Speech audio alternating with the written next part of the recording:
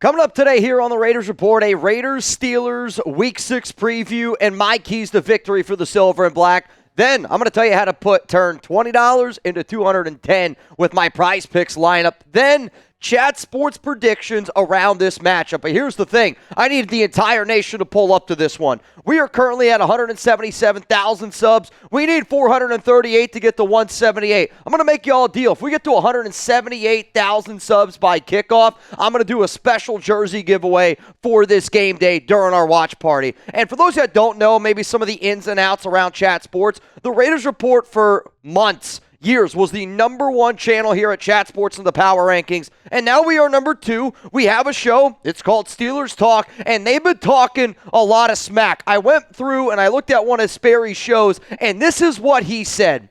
Hope you like the smell of terrible towels because the Steelers are taking over Allegiant Stadium. We're winning on Sunday, and you can call Mount Raidermore, the Black and Silver Hills, or whatever you call it. It won't matter. We're winning the Super Chat battle. Raider fans are soft. We all know it. There's only one true nation, Steelers Nation. I don't know about y'all.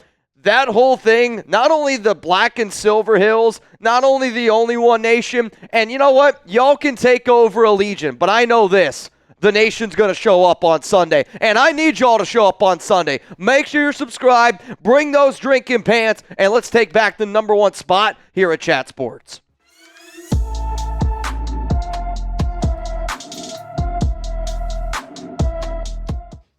The Steelers enter this matchup 3-2. The Raiders are 2-3. Both teams coming off a tough loss. But I will say I'm very intrigued to see how this defense handles Justin Fields because I feel like the thing that the most confident about in terms of Luke Getsy this week is Luke Getsy does know how Justin Fields plays, but you're looking at two teams that have really struggled on the offensive side of the football and two teams that the Steelers have been good on defense. Raiders need to do a little bit of a better job. When you compare the Raiders offense to the Steelers defense, overall, you can tell this is going to be a little bit of an uphill battle for the Silver and Black. The real important number there, turnovers. Steelers force them. Raiders give them up. We heard why the Raiders decided to go with Aidan O'Connell, and one of those reasons, it was to limit the turnovers. The Raiders, though, got to put some points on the board. For the Raiders' defense and how they stack up against the Steelers' offense, they have struggled to throw the football, which maybe it doesn't surprise me all that much.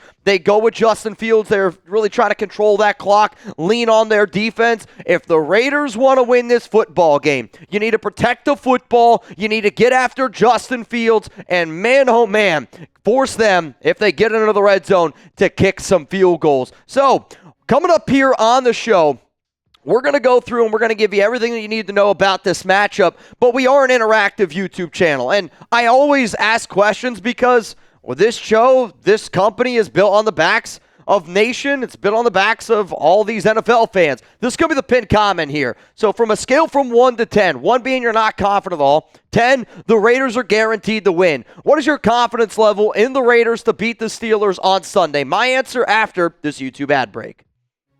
I always like to be able to sit up here and tell you that I am a 10 out of 10 on the confidence scale. I will show up on Sunday, and I will give you a 10 out of 10 on effort. Though, if I was a betting man, I do not think I would put a lot of hope in the Raiders to get a dub. I'm just going to go with a 3 out of 10. I hope that Aidan goes out there and he does his thing. I hope the Raiders go out there and do their thing. We are very banged up, but I also know this, every time that I've gone into a Raiders game this season and I haven't been confident, they figured out a way to get a win. So you know what? Maybe I can do a little like reverse psychology, a little reverse jinxing, and I'll just say the Raiders aren't going to beat the Pittsburgh Steelers, and then on Sunday, we can all celebrate when the Raiders beat the Pittsburgh Steelers. I will be happy to take the tomatoes. I will be happy to take all the L's. If it results in the Raiders getting back to 500, if it results in the Raiders Report being number 1 at the Chat Sports Power Rankings, I don't care what I say today.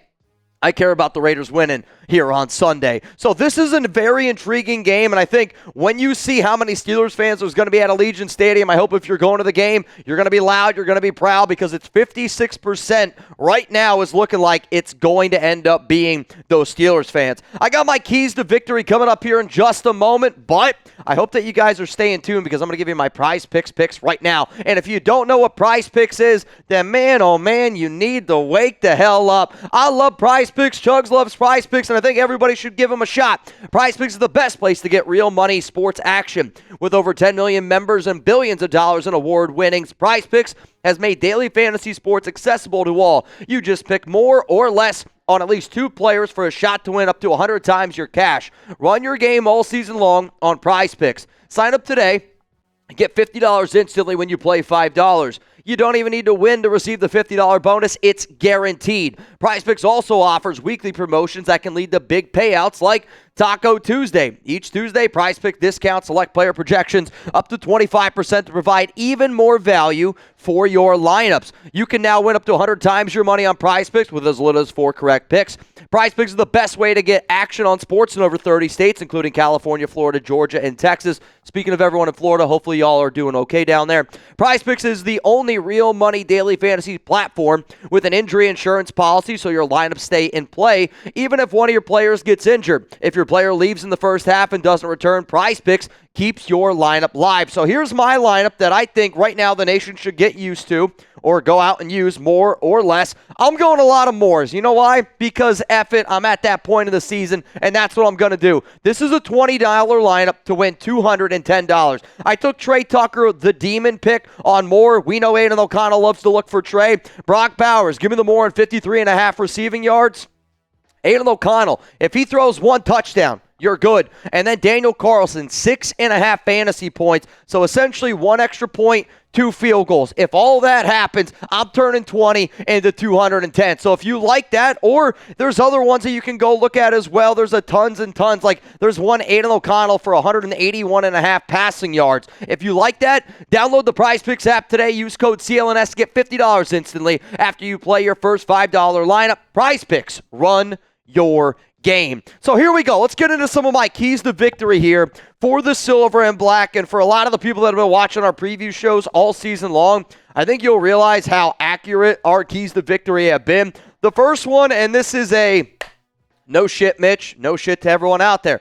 Please, for the love of God, no turnovers. The Raiders right now are ranked dead last in the NFL in terms of most turnovers forced, or giving up the ball the most, and we are ranked dead last in forcing turnovers. You're not going to beat the Pittsburgh Steelers, a team that has done a good job of taking care of the football this season, and against a team that has done a good job of, forcing turnovers. The reason why Aidan O'Connell is starting, and I broke down a lot of those reasons earlier this week on the show, but they need to learn how to take care of the ball. Gardner Minshew was not taking care of the rock. So for Aidan O'Connell, the offensive line needs to block. There's a lot of other things that need to go into it, but we need to make Pittsburgh take the length of the field time and time again. Our defense is zapped right now in terms of depth. We've lost a lot of pieces. So with that being said, if you put the Steelers in short situations or on our side of the 50, that's just not going to help out this defense. We need to be fresh. We need to be, healthy, but please, for the love of God, no turnovers. Let's go to the next thing here. I asked our host, Jack Sperry of Steelers Talk, what's your biggest weakness right now? He said the right tackle, Broderick Jones. So what I'm looking at is, hey, Max, AP, Patrick Graham, let's figure out a way to get one-on-one opportunities against their right tackle, Broderick Jones. And I know that they're going to double team Max. I know that we're going to be without Christian Wilkins, but Tyree Wilson, Adam Butler, John Jenkins, whoever the hell it is, go after and get Jones, because in 276 snaps this season, he's got an overall grade of 48.3, but he has allowed 9 pressures. He's got 4 penalties against him and 4 sacks in total. The weakest link on that offensive line right now is Broderick Jones. And I know he's a young player. I do think he's got some good upside, but a real tough test, man, is going up against the Condor, number 98. And this is going to be a football game where I tell you right now, if you listen to what Max Crosby said on his podcast, he talked a lot about TJ Watt, and Max said, right now, the person that he compares himself to, but when you're an athlete or whatever, you're always going to go up against like somebody. Like I bet you Max is always like, what did Micah Parsons do? What did Myles Garrett do? What did TJ Watt do? And the fact that you're getting Max Crosby up against TJ Watt, both of those players, just the competitors that they are, just the freaks of nature that they are, you already know that they're going to want to say, hey, I'm the better defensive end. So let's go now to the next key to victory. Attack the edge on offense. And this means multiple things. The Steelers right now are really banged up in terms of their edge rushers and their defensive line on the edge. But not only am I saying attack the edge on offense, I want the Raiders to attack the edge in the running game. I want Alexander Mattison to bounce it inside and outside, of course, but let's go on the outside a little bit more. I want to see Trey Tucker. I want to see DJ Turner. I want to figure out ways to put balls in the hands of our playmakers and attack on the edge. The Steelers on the interior defensive line, they're tough. And how bad we have been on the interior offensive line, it's not a place that I want to go time and time again. Is it important for the Raiders to get their running game going? Of course it is in this matchup. Because if you let TJ Watt and the Pittsburgh Steelers pin their ears back, Aidan's going to struggle. No doubt about it. So it's important for the Raiders to get that running game going. And I think that one of the ways that you can do it is continuously attack the edge, maybe not focus so much up the middle. If we're going to focus on the running game up the middle, let's use Harrison Bryant, let's use Brock Bowers, let's use John Samuel Schnenker. And in terms of fullback, H-back, spread them out. We got to confuse the Steelers here. Let's go to another one here in terms of keys to victory. You got to make Justin Fields throw the football. We know that Fields has unbelievable legs. We know that he can use those legs to pick up first downs. Jugs is like, yeah, he's got great legs. But, like, let's be real here. Nobody's really, I think, terrified of Justin Fields taking over the game with his arm. You're terrified, though, of him taking over the game and picking up those first downs with his legs. Fields has done a good job being a game manager for Pittsburgh. And last week, I think he got not exposed, but you could see some of the weaknesses, and I don't want to take anything away from Justin Fields. But Fields does have a tendency to hang on to the football a little bit too long because he doesn't see the field very well. Right now, he's hanging on to the rock 2.99 seconds per dropback. That is fifth highest in the NFL. So go after Broderick Jones. Go out and try to pin our ears back. Go out and get Justin. I do think, though, it's also important for Patrick Graham to use Robert Spillane, a little bit of a revenge game here for Spillane, as kind of that QB spy the way that they did up against Baltimore and Lamar Jackson, because they held Lamar to 5 carries, 45 yards. If you're able to hold Justin Fields to a lower rushing total and make him throw that football, I'll know this. Our secondary is going to be up to the test. And like I said before, the most value I think Luke Getsy's going to have all season is an inside track of what Justin Fields likes and does not like to do. Let's go to the final reason here. Tackle. You're not going to win in the NFL. You're not going to win in college football. You wouldn't win in high school peewee football tackling the way that the Raiders have been tackling. And for a team like Pittsburgh, they're going to play physical football. You already know that that's the brand of football that you're going to get. And if the Raiders go out there and they don't try to match that physicality, you're going to lose this football game. They're going to run the football. They're going to do short intermediate routes. And if the Raiders can't tackle, it's going to be exactly what you saw last week against Denver. A lot of first downs, a lot of big-time third down pickups. Right now, the Raiders are ranked dead last in terms of PFF grades on tackling, 28.3. They are the only team, and I mean the only team, in the 20s for a tackling grade. And then also, they are ranked dead last in missed tackles this season with 56. Patrick Graham spoke about it this week about cleaning up the tackles. I'll tell you this right now. This is the worst tackling football team in the league. This is the worst tackling Raiders team that I've seen in quite some time, which speaks volumes considering the fact of how bad they were many, many years. And considering the fact that Robert Spillane is the only player in the NFL with 10 sacks or 10 tackles in every single game. Robert Spillane is the only player in the NFL right now. He's tied for first with 56 tackles. Robert Spillane's been a dog in the tackling game. Can somebody else help out Robert Spillane for the love of God? So this Week 6 matchup, the Steelers are favored by 3 points. The over-under in this one is 36.5. If I was looking at this matchup overall, I would honestly, I'm always going to go the under in Raiders games, though last week we said that exact same thing, and Denver put up I think Denver by themselves hit the over on that one. So let me know down below, what's your prediction here for this game? Raiders Steelers. You're going to get hit with a YouTube ad break. I will give you my score prediction for this one, but I'm just going to have to be brutally honest with everybody out there in the nation.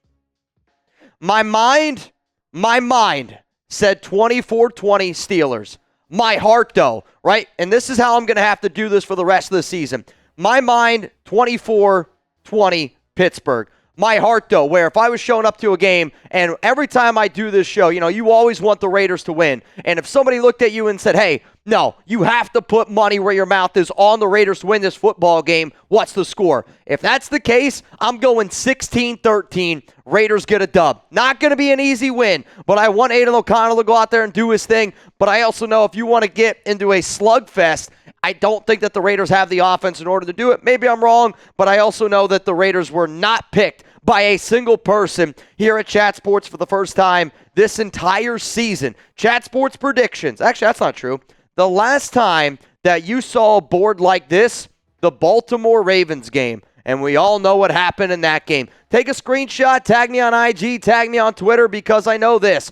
Nobody probably believes in the Raiders to win this game. A lot of people watching this show are like, yeah, I don't even know if I believe in the Raiders to win this game. Oh, look at you. I don't even know if I believe in the Raiders to win this game, which is exactly why they'll probably win this freaking football game.